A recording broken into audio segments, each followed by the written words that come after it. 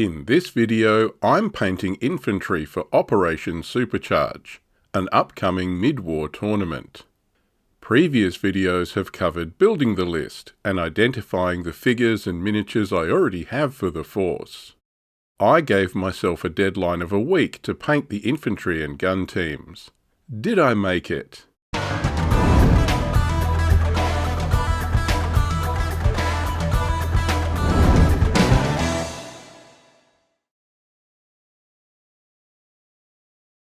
The short answer is no.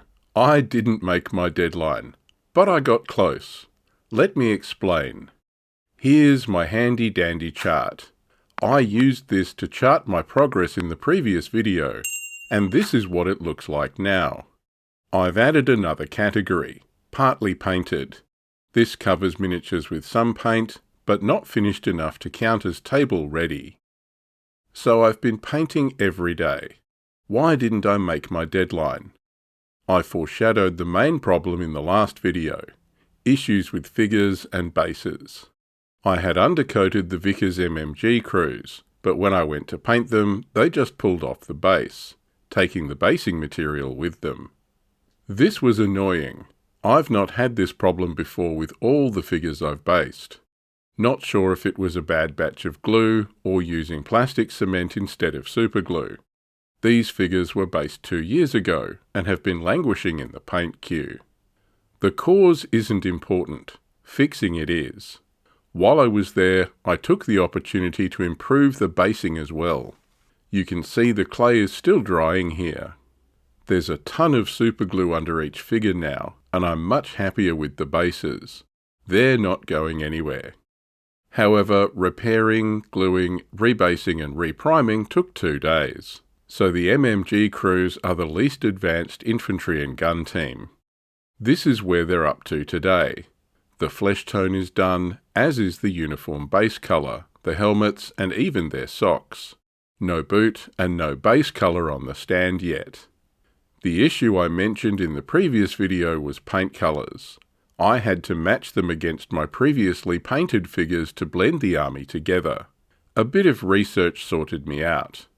The colours are Cadian flesh tone for the skin. This is a Games Workshop paint I've had for years. The base colour for the uniform is Iraqi sand from Vallejo. It's a light colour, but maybe just a light wash of Agrax Earthshade will give some depth to the creases later. British khaki drill uniforms weathered and bleached quickly in the desert sun. The helmets are Vallejo buff. This matches what I used originally. However, I've also seen dark sand recommended for this. I had some issues with this colour drying shiny. This is inadequate mixing, so I've ordered an electric paint stirrer designed for nail varnish. Until that arrives, I've added a lava bead and shook the paint really well. That helped. Next up is Vallejo khaki for the socks and black grey for the ammunition boots.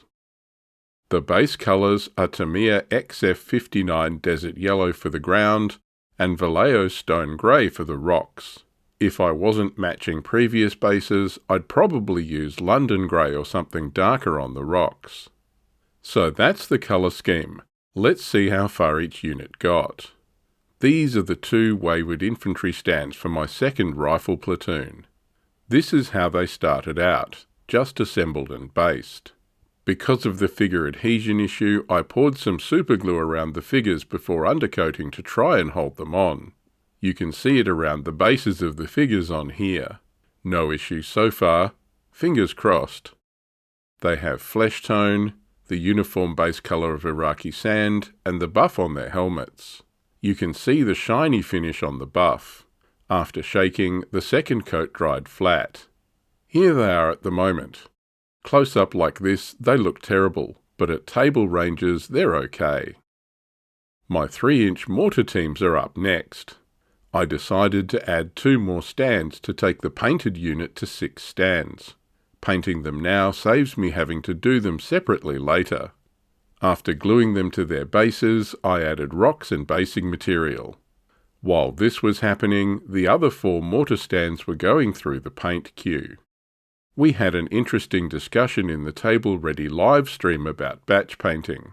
I like to do all the socks, then all the boots over lots of stands all at once.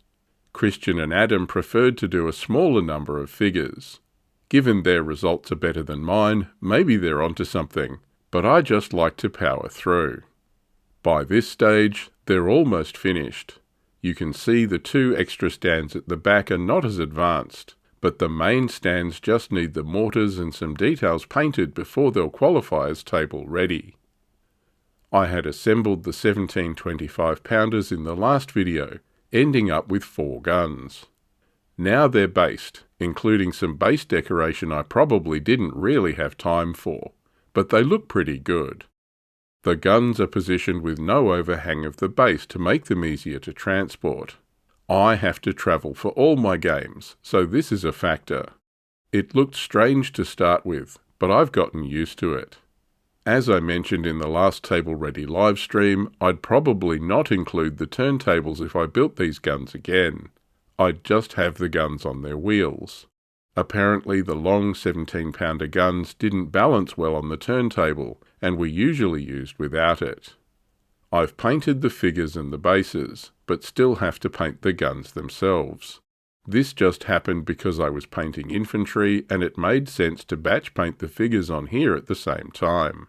Next week I plan to paint the vehicles, and the guns will be part of that. The 6-pounder guns are already done. The figures need some detail, but I'll do that if I have some spare time. Speaking of vehicles, they're still at the same stage as last video, built and undercoated. The Crusaders look nice in their grey primer. So do the Universal Carriers. These are a lovely little kit to build. Hopefully they'll be easy to paint as well. But more on the vehicles next video. I did allude to a surprise at the end of the previous War Diary video. Adam and Christian have inspired me to try my hand at airbrushing again, and my new air compressor arrived this week. But I chickened out.